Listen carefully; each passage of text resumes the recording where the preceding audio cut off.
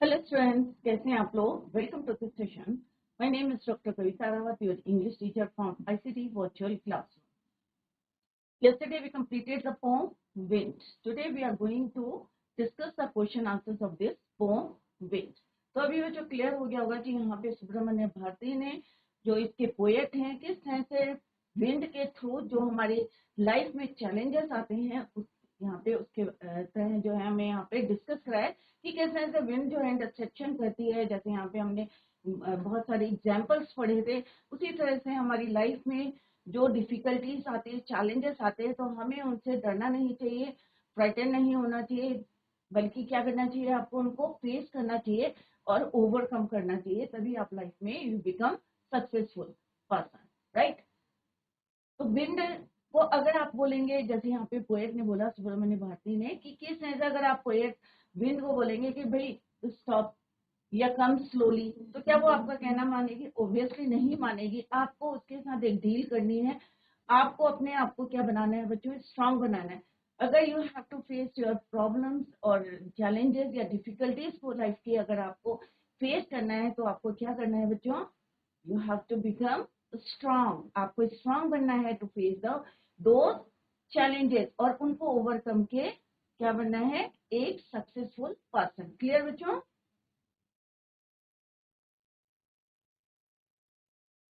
तो आज हम बच्चों इसकी yesterday we discuss the summary हमने डिस्कस करी थी और हम क्वेश्चन आंसर करते हैं मल्टी चॉइस क्वेश्चन. तो फर्स्ट क्वेश्चन क्या है बच्चों?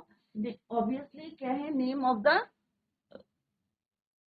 Poet of this poem. तो मल्टी चॉइस क्वेश्चन है, यहाँ पे ऑप्शन आर गिवन है, आपको इसमें से करेक्ट आंसर को चूज करना है. तो राइट आंसर इज योर, कल भी मैंने आपको बताया था, फर्स्ट 4 हमने ऑलरेडी कर लिए थे यस्टरडे.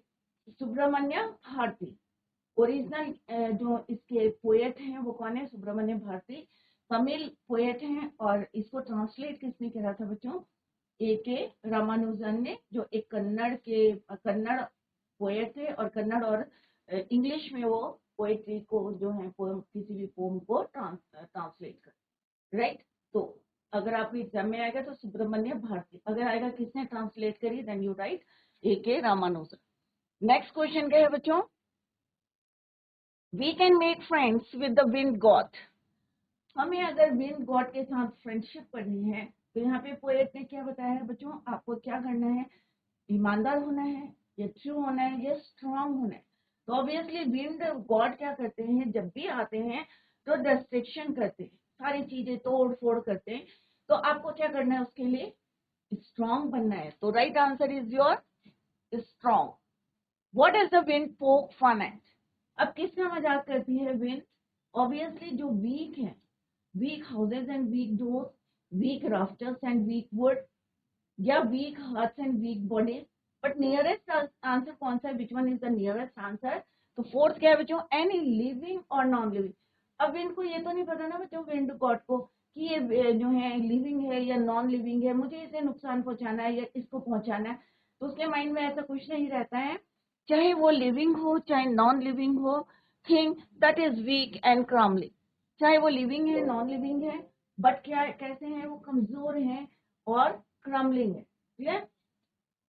तो right answer is your D. Next question क्या है बच्चों? What is the effect of the wind on weak fire?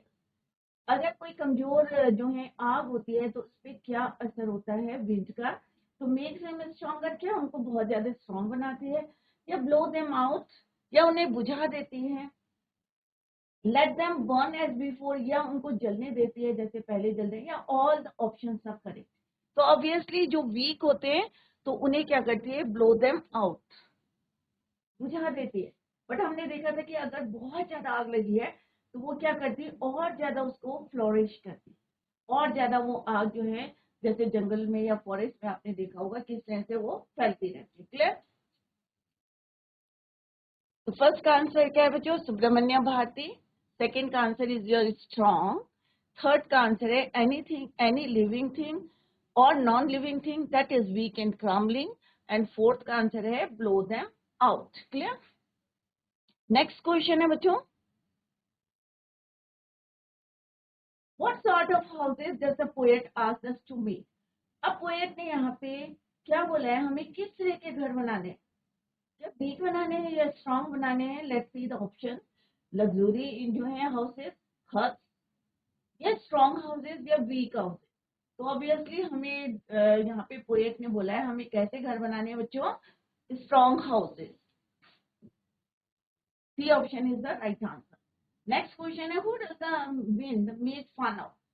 अब जो हवा है जब चलती है तो किसका फन करती है, क्या स्ट्रॉन्ग का फन करती है, या रिच का करती है, या पुअर का करती है, या वीक का करती है। तो let's see the example options, the rich, the strong, the weak, none of these. So obviously its right answer is your the weak. Wind makes fun of weak person. Weak चाहे वो living thing हो चाहे non living thing है, अगर वो कमजोर है तो उसका वो फन करती है। Clear. Next question is your, what does the poet want the wind to do. अब यहाँ पे पोएट क्या चाहते हैं विंड को करने के लिए, don't break the shutters of the window. Second option है don't scatter the paper, don't throw down the books. तो ये तीनों चीजें जो है हमने फर्स्ट स्टैंडर्ड में पढ़ी थी बच्चों, कि पोएट ने उनसे बोला था कम सॉफ्टली, धीरे से आओ, क्योंकि तुम क्या करती हो, तुम ब्रेक करती हो क्या शटर्स ऑफ द विंडो या डोर्स के करती हो। तो इनको उन्होंने रिक्वेस्ट की थी कम सॉफ्टली, धीरे से आओ, कम स्लोली, और क्या करो, don't break the shutters, don't throw the papers, yeah, don't scatter the papers, don't throw on the books from the shelf. So it means all the options जितने हैं A, B, C सारे correct हैं।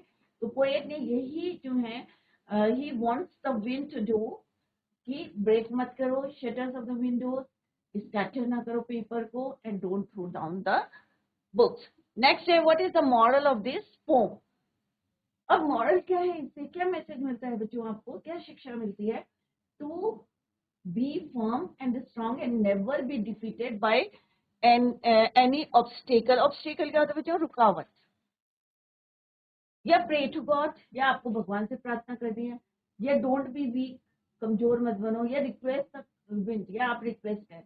तो obviously आपको अगर अपने life की challenges को एक्सेप्ट करना है, या विंड के थ्रू बताया है कि अगर आपको, जैसे आपके घर में हाउस है या कोई पेड़ है, राइट, तो उसको डेली जो है किस तरह से उसको आप जो है केयर करेंगे कोई भी पेड़ की, तो वो अपरूट नहीं होगा, स्ट्रांग बनेगा।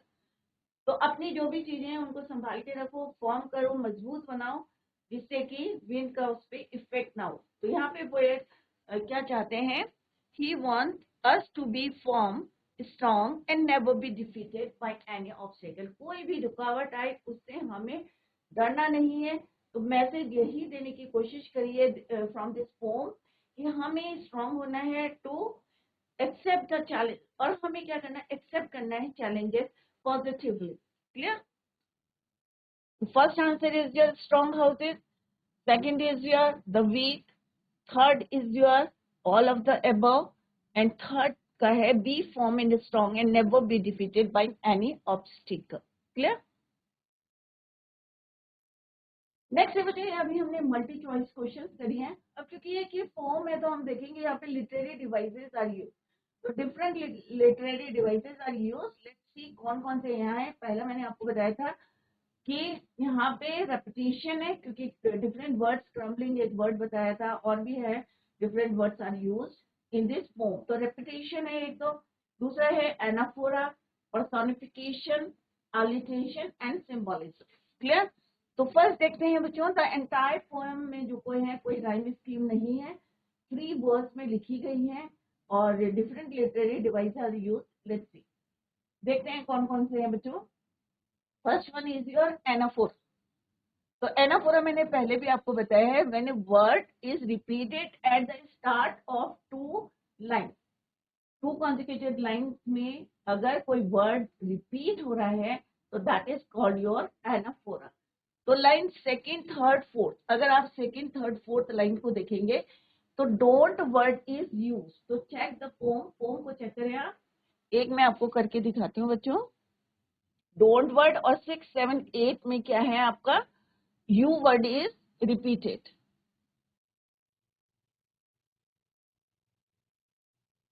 तो फर्स्ट स्टैंडर्ड में अभी हमने देखा कि एनाफोरा किसको बोलते हैं, तो यहाँ पे देखते हैं बच्चों, सेकेंड, थर्ड, फोर्थ लाइन में क्या है, don't word is use, that is why यहाँ पे क्या यूज है, एनाफोरा,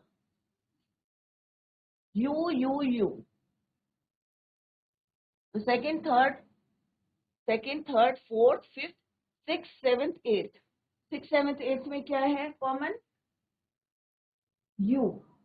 तो कॉन्सिक्यूटिव लाइन है, एक के बाद एक लाइन में word is repeated, that is why anaphora literary device is used in this form. Clear? Next है बच्चों, तो ये हमने अभी चेक कर लिया बच्चों, एनाफोरा। Second is personification. अब पर्सनिफिकेशन क्या होता है बच्चों, जब हम किसी नॉन लिविंग थिंग को या एनिमल्स को हम किससे कंपेयर करते हैं, कोई ह्यूमन कैरेक्टरिस्टिक होता है, then it is called personification. Wind has been, अब यहाँ विंड क्या है, नॉन लिविंग थिंग है, और इसको पर्सनिफाइड किया है when the poet says you are. अब यू मोस्टली किसके लिए यूज करते हैं बच्चों आप, ह्यूमन बींग्स के लिए। तो यहाँ पे विंड के लिए, क्योंकि विंड क्या है, नॉन लिविंग थिंग है, बट हम ह्यूमन कैरेक्टरिस्टिक को यूज कर रहे हैं for wind, that is why it is your personification, right. He is referring to wind as you, that means he is treating wind as a person, क्योंकि wind को हमने as a person use करा है poet ने यहाँ पे poem में, that is why personification literary device is used. Clear बच्चों? Next is your repetition. अब रेपिटेशन एक मैंने आपको पढ़ाते समय ही बताया था, crumbling word is repeated in the poem. तो crumbling, that is why it is literary device कौन सा यूज हुआ है, repetition. Crumbling is repeated many times to lay emphasis, the poet wants to say that the wind crushes everything that is week. तो ये हम detail में पढ़ चुके हैं कि रेपिटेशन, क्रम्बलिंग हमने क्यों पोएट ने ये वर्ड यूज करा है, क्योंकि एक डिस्ट्रॉयड या रिव्यू किसको कर रहे हैं, वीक पर्सन को कर रहे हैं, तो बार बार जो है this word is repeated many times to lay emphasis. Clear? Next poetry device, alliteration.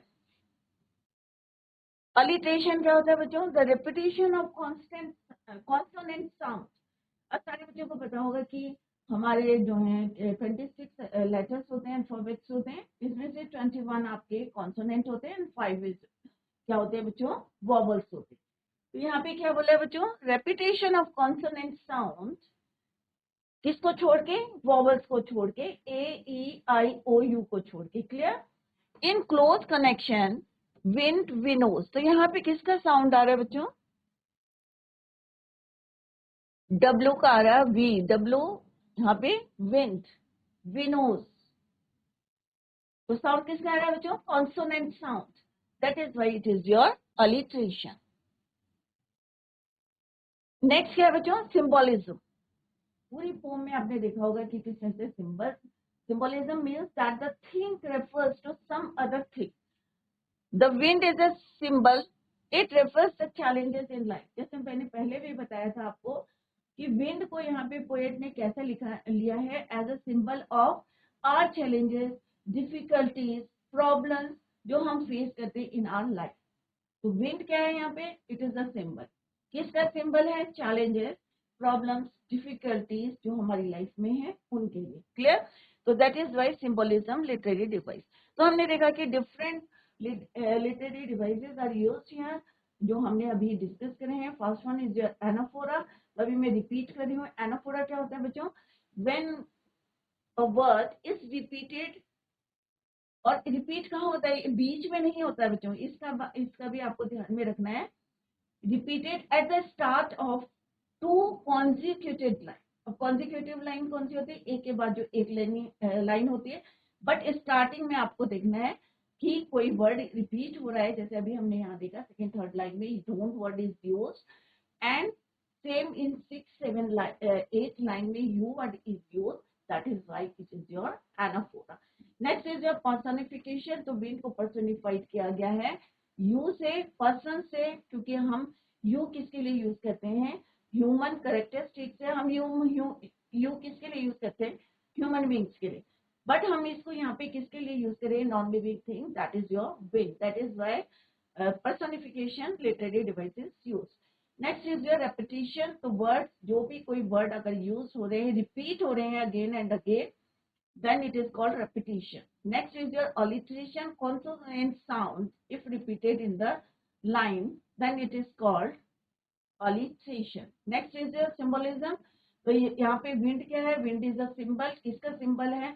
हमारी चैलेंजेस, हमारी लाइफ में जो चैलेंजेस आ रहे हैं, प्रॉब्लम्स आएंगे, उसके लिए यहाँ पे विंड ने सुब्रमण्य भारती ने विंड को एज ए सिंबल यूज किया. क्लियर बच्चों? अब हम एक्सरसाइज करते हैं बच्चों. तो हमने अभी क्या करा है? मल्टी चॉइस क्वेश्चन कर लिए हैं, लिटरेरी डिवाइस कर लिए हैं. लेट्स सी, अब 20-30 वर्ड्स के क्वेश्चन करेंगे और लेटर एक्सट्रैक्ट बेस्ड क्वेश्चन करेंगे जो एग्जाम में आते हैं और बोर्ड में भी आपके एग्जाम आते हैं क्वेश्चन. क्लियर? तो सारे बच्चे अपने फोकस करें पढ़ाई में. तो first question is your, what are the things the wind does in the first standard. तो हमने फर्स्ट स्टैंडर्ड बच्चों 2 बारी जो है रिपीट किया था, मैंने एक्सप्लेन किया था आपको कि फर्स्ट स्टैंडर्ड में यहाँ पे क्वेश्चन क्या है. Firstly try to understand the meaning of the question. What is the meaning? What are the things the wind does in the first standard. तो फर्स्ट स्टैंडर्ड में विंड क्या क्या करती है? तो क्या करती है बच्चों? डिस्ट्रॉय करती है. क्या डिस्ट्रॉय करती है? शटर्स को जो है वो तोड़ती है, शटर्स ऑफ द विंडोज को तोड़ती है, पेपर्स को गिरा देती है, राइट. और शेल्फ में अगर बुक्स रखी हैं तो वो भी नीचे गिर जाती हैं. क्यों गिर जाती हैं? क्योंकि इतनी पावरफुल है विंड. तो यही सुब्रमण्य भारती जो हमारे पोएट हैं, उन्होंने पोम में बताया है फर्स्ट स्टैंजा में कि पावरफुल है, जितनी भी वीक चीजें हमारी, उन सबको क्या करती है? वो डिस्ट्रॉय करती है. अब how to write the answer? Let's see. When the wind blows, जब विंड ब्लो करती वायलेंटली, वायलेंटली में तेजी से आती है, पावरफुल होती है, इट डिस्ट्रॉयज एवरीथिंग. अब वो रास्ते में ये नहीं देखती कि क्या चीजें हैं, चाहे लिविंग है चाहे नॉन लिविंग है, सबको क्या करती है? डिस्ट्रॉय करती है. Clear? It breaks the shutters. तो फर्स्ट एग्जांपल उन्होंने क्या दिया था कि शटर्स को तोड़ती है. It breaks the shutters of windows, scatters the paper, throws the book down from the shelf. अगर शेल्फ में बुक रखी है तो उन्हें नीचे गिरा देती है या उन्हें टीयर कर देती है, फाड़ देती है उनके पेजेस को. तो अगर कोई बुक खुली रहती है बच्चों, तो जब हवा चलती है तो उसके पेज जो हैं आपस में टकराते रहते हैं तेजी से. तो क्या होता है? वो टेयर हो जाते हैं, टोर हो जाते हैं, टूट जाते हैं, फट जाते हैं सब. Right? Brings along a lot, tears their pages and brings along a lot of rain. तो फर्स्ट स्टैंडर्ड का डिस्क्रिप्शन देना आपको, सेकंड स्टैंडर्ड का नहीं देना है, क्योंकि यहाँ पे उन्होंने फर्स्ट स्टैंडर्ड का पूछा है कि wind, what wind does in the first stanza. Clear बच्चों? Now come to the second question, that is, what should we do to make friends with the wind? हमें क्या करना चाहिए कि विंड को अपना फ्रेंड बनाने के लिए? क्योंकि विंड तो सुनेगा नहीं. अगर आप बोलोगे अरे भाई रिक्वेस्ट करोगे please wind God come slowly, come softly, तो क्या वो आपकी सुनेगा? ऑब्वियसली नहीं सुनेगा. तो उसके लिए आपको क्या करना है? आपको स्ट्रांग बनना है, स्ट्रांग बनना है, और जो चीजें वीक है उनको भी हमें क्या बनाना है? Strong. Clear? We must make ourselves strong to face the violent wind. अगर हमें उसको फेस करना है, स्ट्रॉन्ग विंड को फेस करना है, या अपनी लाइफ की चैलेंजेस को फेस करना है, तो हमें क्या बनना है बच्चों? To be strong. When we will be strong, जब हम स्ट्रॉन्ग होंगे, the wind will not harm us. हमें कोई नुकसान नहीं पहुंचाएगी. Instead, it will become a friend. तो ऑब्वियसली अगर हम स्ट्रॉन्ग है तो वो हमें कोई नुकसान नहीं करेगी, चाहे कितने भी पावरफुल हो, वो हमारी क्या बन जाएगी? Friend. And help us to grow and flourish. और हमें जो है हेल्प करेगी टू ग्रो एंड फ्लोरिश. तो इस तरह से आपको आंसर लिखने हैं. नेक्स्ट क्वेश्चन है बच्चों, व्हाट डज द पोएट से द विंड गॉड विनोज. अब विनोज हमने एक वर्ड पढ़ा था. नेचर सिर्फ द वीक थिंग्स को स्ट्रॉन्ग थिंग्स से अलग करती है. क्लियर? तो दैट इज योर विनोज. विनोइंग आपने वर्ड सुना होगा कि गांव में लोग जो है किस तरह से जो है हवा तेज चलती है तो हवा से जो है जो हस्क होता है वो अलग हो जाता है ग्रेन से. क्लियर? क्योंकि वो वीक होता है और ग्रेन से स्ट्रांग होते हैं तो वो नीचे सेटल हो जाते हैं या नीचे गिर जाते हैं. क्लियर? तो win God winnows, God winnows means the nature says the weak is separated, weak from the strong one. जो ताकतवर लोग होते हैं उनसे उनको क्या करती है, सेपरेट करती है, अलग करती है। Everything that is weak tossed by the powerful wind and gets destroyed. अब कोई भी वीक थिंग्स है तो ऑब्वियसली वो हवा में क्या होगी, उड़ेगी। अगर एक सिंपल सा एग्जांपल देखते हैं आप, कि अगर आप फैन चला रहे हैं घर में, आजकल समर चल रही है तो खूब तेज फैन चला रहे हैं, तो अगर आपके वहां पे बुक पड़ी है एंड इट इज ओपन, खुली है, तो क्या होगा बच्चों, पेजेस उसके क्या करेंगे, टर्न हो जाएंगे, क्योंकि आपने पंखा तेज फुल चलाया है, तो पेज जो है उसके फट जाएंगे।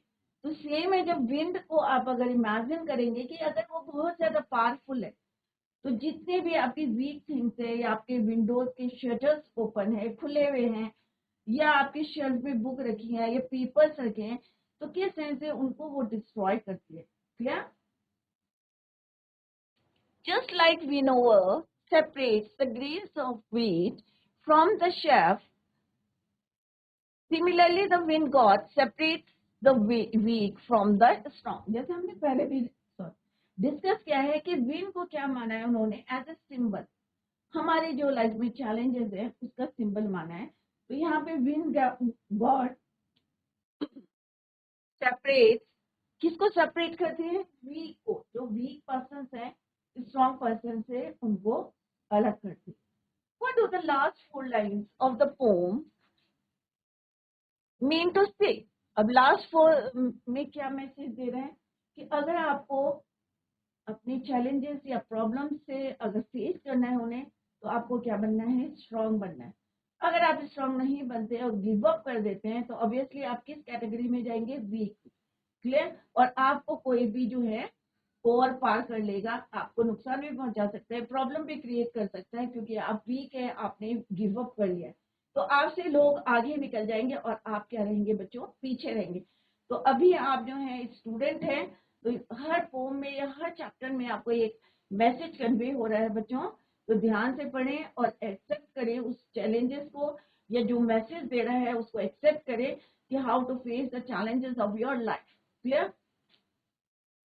The last four lines of the poem carry an important message that the strong people emerge stronger. तो क्या होगा, क्योंकि स्ट्रॉन्ग पर्सन और जो है स्ट्रॉन्गर क्यों हो रहे हैं बच्चों, क्योंकि वो गिव अप नहीं कर रहे हैं, वो चैलेंजेस को सॉल्व कर रहे हैं, प्रॉब्लम्स को सॉल्व कर रहे हैं, फेस कर रहे हैं अपने challenges, right, and victorious in the face of adversity. अगर कोई भी जो है एडवर्स कंडीशन आते हैं, तो भी वो जो है कंटिन्यू कर रहे हैं, अपनी जर्नी फेस कर रहे हैं, right. That is why the strong people emerge more stronger. We must make ourselves strong like a burning fire. और उन्होंने बोला है कि जिस तरह से अगर हवा तेज है, आग जो है तेज है, तो क्या होता है, वो और ज्यादा फ्लोरिश करेगी, और अगर वीक है तो क्या हो जाएगी, बुझ जाएगी, extinguish. Burning fire which grows and flourishes in the violent wind, we also prosper in the face of challenges. अगर हम challenges को face करते हैं, solve करते हैं, तो obviously हम भी grow करेंगे, flourish करेंगे in our life. But अगर हम give up कर देते हैं, उनको face नहीं करते अपने challenges को, क्योंकि ये क्या होता है बच्चों, अगर हमारी life में challenges आते हैं, problems आते हैं, तो ये हमारे जो है ऑब्स्टेकल नहीं है, हमें एक क्या सिखाते हैं, एक लेसन सिखाते हैं, to come out from your challenges and become a stronger और एक सक्सेसफुल पर्सन बनना है इन योर लाइफ। क्लियर? तो हमें अपनी लाइफ में क्या करना है, स्ट्रॉन्ग बनना है, टू क्या करने के लिए, to become a successful person. हमें उनको रिकॉर्ड बन के गिव अप नहीं करना है, हमें आगे बढ़ना है। क्लियर? तो इस टाइप के क्वेश्चंस आपके एग्जाम में आएंगे। आई होप सारी बच्चों के all of you understand. Wind poem का थीम क्या है, we all know that the wind is a natural phenomenon. अब ऐसा तो नहीं है कि हम हवा को तेजी से जो है ब्लो कर रहे हैं, ये क्या है, एक natural phenomenon. Clear? In this poem, the poet talks to the wind. The power of wind has been described, and the poet says that wind is destructive. तो आप लोगों ने भी देखा है कि यहाँ पे अगर पोएट ने बोला है कि विंड इज डिस्ट्रक्टिव, तो obviously it is destructive, right. But उसका अपोजिट क्या है, कि हमें क्या करना है, डिस्ट्रक्टिव नहीं बनना है, उसे फ्रेंड बनाना है, तो हमें क्या करना है, स्ट्रांग बनना है। He has linked the destructive power of wind to the adversities of life and says that the weak people break down and but the stronger people emerge out of adversities strong. वो बाहर निकलते हैं अपने जो है कैसी भी adverse condition होती है उससे बाहर निकलते हैं और become more strong. The poem gives an important message that we should be mentally, physically strong in order to. ये नहीं है कि अगर हमें अपने चैलेंजेस को अपने प्रॉब्लम्स को लाइफ के अगर फेस करना है तो हमें सिर्फ फिजिकली ही जो है स्ट्रांग होना है. इसके लिए हमें मेंटली भी प्रिपेयर होना है. कई लोग जो है मेंटली इतने वीक होते हैं कि वो गिव अप कर देते. बट हमें दोनों तरह से mentally as well as physically कैसा होना है बच्चों? Strong. In order to survive and hardship of life, a weak person breaks down like a weak building and crumbles. We must make these destructive forces our friends with our strength and determination. एक determination होता है कि भाई अभी आप जो है 9th class, आप 10th में जाएंगे तो आप एक निश्चय कर लें और एक फॉर्म डिटर्मिनेशन हो जाएगा आपका. दृढ़ निश्चय कर लें कि भाई मुझे 90 प्लस लाने हैं या 100 मार्क्स लाने. डेफिनेटली आप उसी के अकॉर्डिंग जो है मेहनत करेंगे और अगर जो भी आप रिजल्ट आएगा तो डेफिनेटली आप सक्सेस होंगे और you will get good marks in your exam. But उसके लिए क्या चाहिए बच्चों? Hardship and determination. Clear? Next question आता है बच्चों एक्सट्रैक्ट बेस्ड क्वेश्चन. तो इट इज वेरी इंपॉर्टेंट क्योंकि इजी होते हैं बच्चों लिखने के लिए और बच्चे सोचते हैं कि अरे पोम को करके नहीं जाते हैं. तो पोम जरूर करके जाएं क्योंकि इसमें आपको अच्छे नंबर मिल सकते हैं क्योंकि एक्सट्रैक्ट बेस्ड क्वेश्चंस होते हैं और 20-30 वर्ड्स के क्वेश्चंस होते हैं और बहुत इजी होते हैं क्योंकि टू द पॉइंट आपको you have to write the answers to the point. तो बहुत इजी होते हैं. तो अभी भी आपको लग रहा होगा it is very easy to write the answer. तो let's see the first extract. Wind comes softly, don't break the shutters. तो अभी हमने कई क्वेश्चंस करे हैं फर्स्ट स्टैंजा पे बेस. तो फर्स्ट स्टैंजा है. Now let's see the first question. What does the poet ask the wind to do? तो पोएट ने यहाँ पे विंड से क्या कहा है करने के लिए. सेकंड क्वेश्चन क्या है बच्चों? What does the wind do? Wind ने क्या किया? Why does क्या करता है? Why does the wind not listen to the speaker? Wind जो है स्पीकर को क्यों नहीं सुनता? क्योंकि विंड क्या है? एक natural phenomena. Give another word for the expression to spread all over. इधर उधर बिखरना. तो उसके लिए एक वर्ड यूज हुआ है, मैंने पहले भी आपको बताया था. That word is your scatter. तो स्कैटर वर्ड आप यहाँ पे ढूंढ के जो है उसको राइट आंसर. तो यहाँ पे ये है डोंट स्कैटर द पेपर. कि पेपर्स को क्योंकि हवा चलती है तो क्या होता है बच्चों? पेपर क्योंकि इतने लाइट होते हैं कि इधर उधर बिखर जाते हैं, स्कैटर हो जाते हैं. तो स्प्रेड मीन्स स्कैटर. तो फर्स्ट क्वेश्चन का आंसर क्या है बच्चों? The poet asks the wind to blow gently softly. क्या बोला है कि आप कैसे आओ? जेंटली आओ, सॉफ्टली. क्लियर? तो सिंपल सा आंसर लिखना है.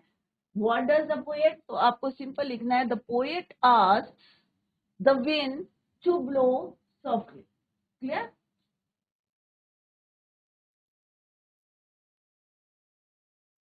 यहाँ पे आपको एस लगाना है क्योंकि यहाँ पे डस्ट है. क्लियर? सिमिलरली यहाँ पे सारे डस्ट करके हैं तो आपको एस लगा के आंसर लिखना है. Second form of the verb use नहीं करनी.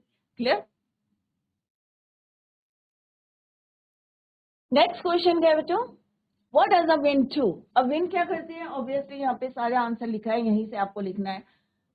Break the shutters of the window, scatter the papers, right, throw down the books on the shelf. तो यही आपको आंसर में लिखना है. तो लर्न तो आपको करना नहीं है. आंसर कहाँ से फ्रेम करना है? From the stanza. क्लियर बच्चों?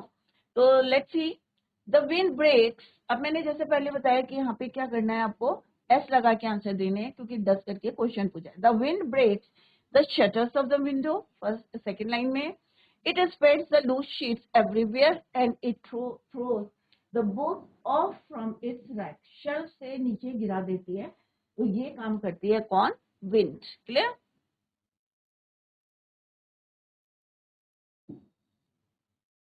नेक्स्ट है बच्चों question. Why does the wind not listen to the speaker. क्यों वो स्पीकर की बात नहीं सुनती है?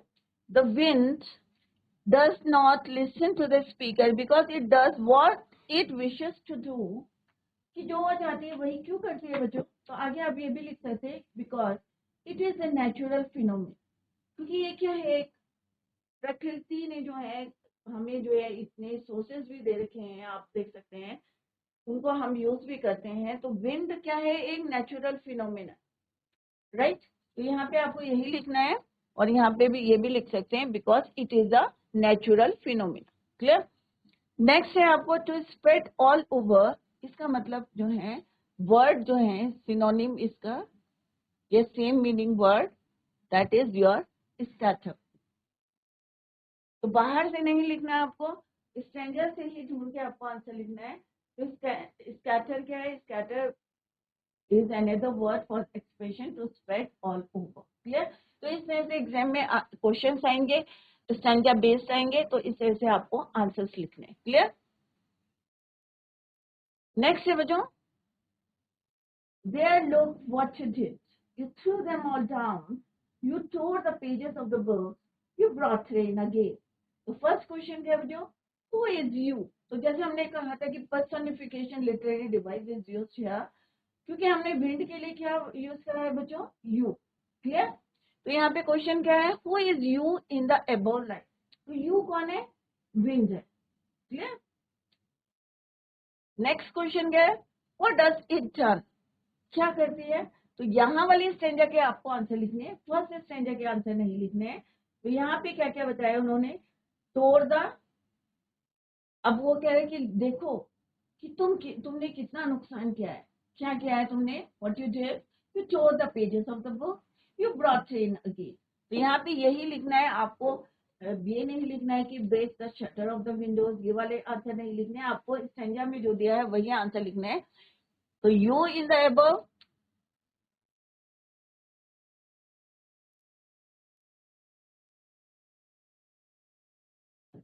is used for wind. The wind has torn the pages of the book it had earlier thrown off the shelf. Clear. Second question क्या है बच्चों? What has it brought again? तो क्या वापस लाता है? तो यहाँ पे भी आंसर किस में आपका इस लाइन में है, you brought rain again. तो क्या लाता है? Rain. Clear. It has brought the rain again. The speaker is reprimanding, accusing the wind. तो यहाँ पे tone of the speaker पूछा. तो इसी तरह से बच्चों आपके स्टैंडर्ड बेस्ड क्वेश्चंस आएंगे, तो आपको इसी तरह से आंसर देने हैं. जैसे यहाँ पे है the wind is considered as clever. Who is considered, किसको कंसीडर करा है? क्लेवर को. तो इस तरह से आप आंसर्स को घर में रिवाइज करेंगे. तो बच्चों आज हमने पोम जो है विंड पोम कंप्लीट करी है. आई होप सारे बच्चों को, ऑल ऑफ यू अंडरस्टूड. और घर में जाके एक बार फिर से आप रिवाइज करें.